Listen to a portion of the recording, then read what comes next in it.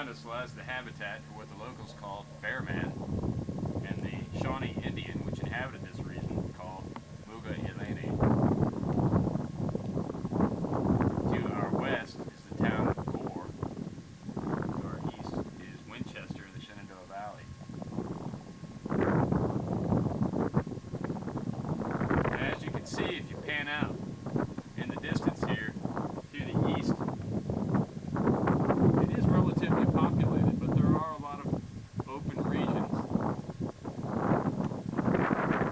Now, I'm not a scientist, nor have I read any science books, but I do know from watching the Learning Channel and whatnot that the possibilities of there being a creature out there in existence like that of Mugaelene are quite possible. Now as you stare to the west, you get a better idea of the more rural atmosphere in the surrounding area. This is West Virginia to our west. Let me climb around on these poles here so I can get a better shot.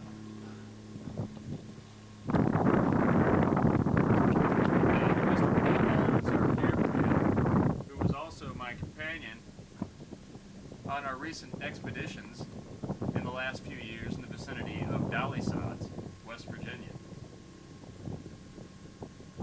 Dialog is more or less a wildlife park in the middle of Monongahela National Park, or National Forest. Now, some years ago, we traveled there and had a strange experience. We awakened one morning to some strange noises and odors that gave kind of a strange meaty onion smell.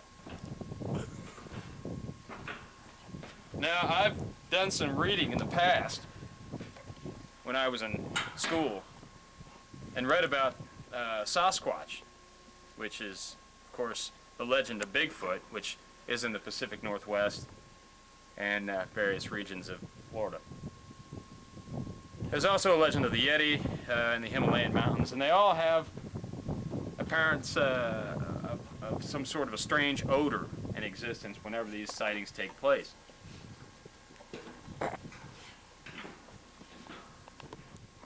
Now, it was approximately June 1997. So it was fairly warm, so it very well could have been a skunk. But then again, skunks don't really smell like meaty onions. They smell a little different. So our best guess was that it might have been bear scat, which doesn't really help us very much, but that's what our next guess was anyway. We began to walk around the campsite for some time, and we noticed strange tracks around the general area in which we were sleeping. Now, the tracks looked to be that of a bear. But as I had mentioned earlier, the third toenail of every forequarter was approximately 1/3 inch longer than each successive toenail on every other foot. Now, this, of course, would lead the trained eye to believe that there was something quite strange about this. That possibly this wasn't a bear. So I began to do some investigating. My investigating led me to a small Shawnee Indian village,